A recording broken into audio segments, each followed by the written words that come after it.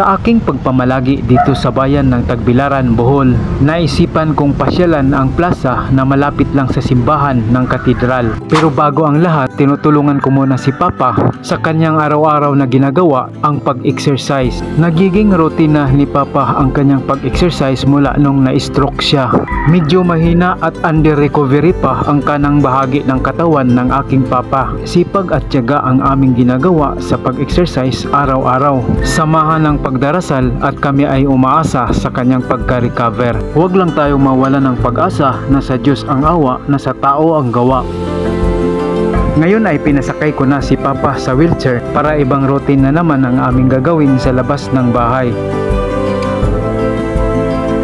Pagkatapos ko siyang tulungan sa pag-exercise ay lumalabas kami sa bahay, ibibilad ko siya sa init. Ang kailangan lang namin ay yung init na bagong sibol pa ang araw na mula alas 8 hanggang alas 9 ng umaga. Maganda rin kasi ang pagbibilad ng araw sa maaga. Ito'y nakapag-absorb ng enerhiya na galing sa mahal na araw. Ang sinag ng araw ay itatapat lang sa katawan ng tao. Sa kaliwa at kanang balikat, sa harap at likod ng ating katawan ay nakapag-absorb ito ng enerhiya na galing sa araw.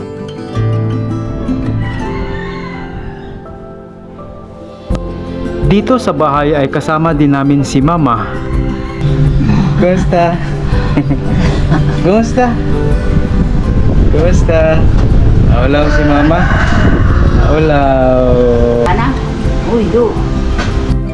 Pagkatapos naming mag-exercise at magbilad sa araw, ay agad kaming pumasok ng bahay at nagpahinga habang nanonood ng TV, at nang kami ay nakapagpahinga na ay agad din kaming kumain.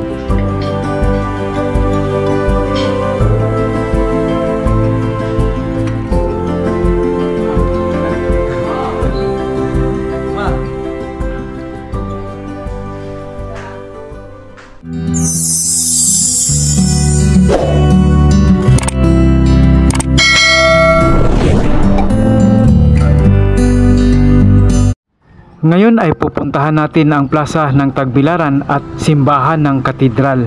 At sa puntong ito ay nandito na tayo kung saan ang lugar na gusto nating puntahan. Nandito na tayo sa bungad ng plaza at ngayon tayo ay papasok na. Samahan niyo ako at ipapasyal ko kayo dito sa Plaza Rizal at simbahan ng katedral ng Tagbilaran City.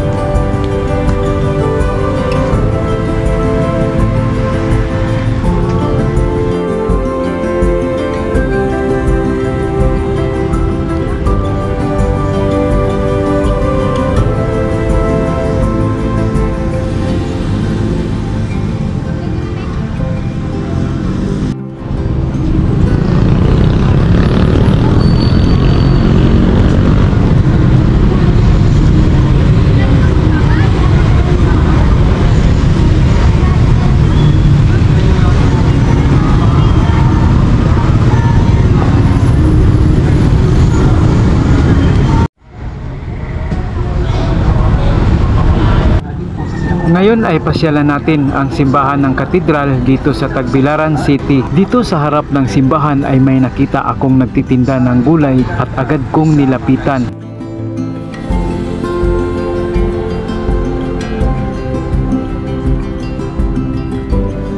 Diri atubangan sa katedral mga kapandyard natay nay na maligya diri og broccoli,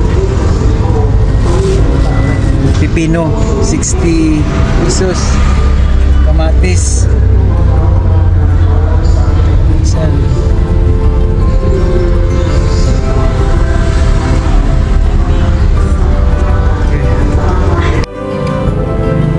ito po ang mga nagtitinda rito mga kapandyard.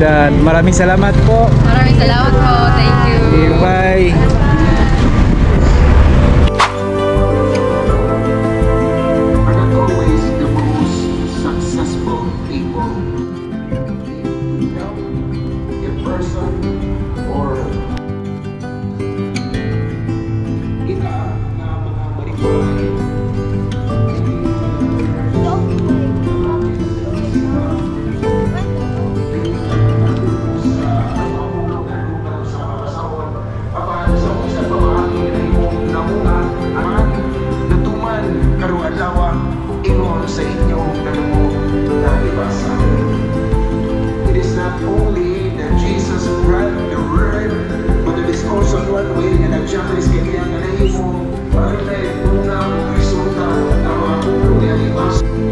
Dito naman sa gilid ng simbahan ay pwede kang magsindi ng kandila. Sa bawat bilang at kulay ng kandila na iyong sindihan ay may iba't ibang kahulugan. Is one way that we have experienced na itong diimo na mo nga ang atong pagkatapon sa atong pagsimba. Kung ito kayo natin sa mga puhiman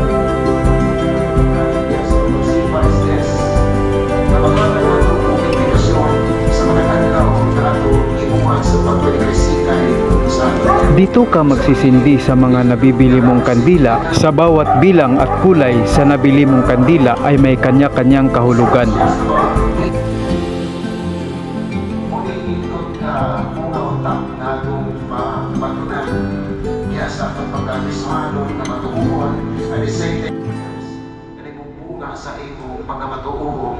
Kristohanon. Walay pili ang imong pagka-adunahan useless gihapon. Kung dahil mo ngayon na makaisunan, the most important thing for us sa mga balikmahal is not just we appreciate what you earn. Ang nakapata, buhi pata, dili ito sa yamo na kagayunan that we learn to do all the best that we can. So, at sa puntong ito, tayo ay babalik sa plaza, magpapakain ng kalapati at tayo uuwi na rin. Pero bago tayo pumasok, kinuhanan muna natin ng video ang mga pagkain dito sa labas kung anong meron sila dito.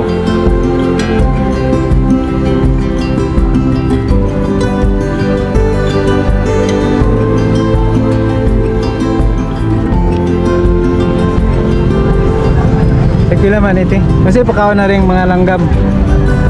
Mani or popcorn? Kasi mayo, mani. Mani. Tag-cheese? Cheese lang.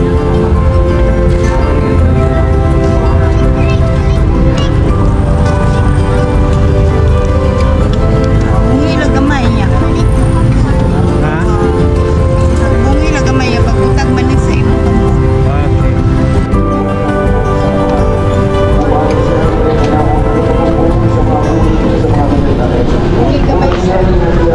Gamay lang.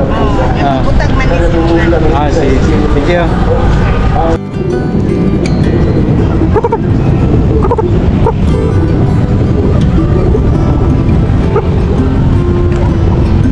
Thank you.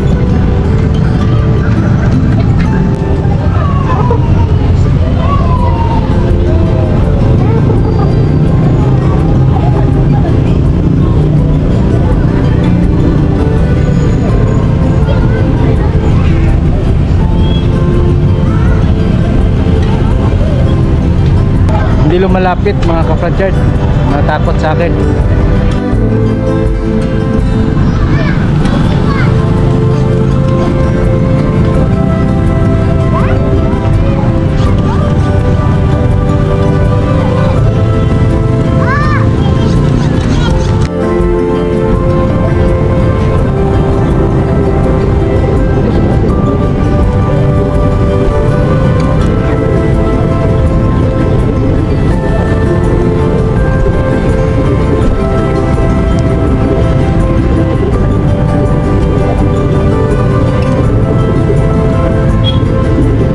mula rito sa Cathedral Church at Plaza Rizal ng Tagbilaran City, Bohol.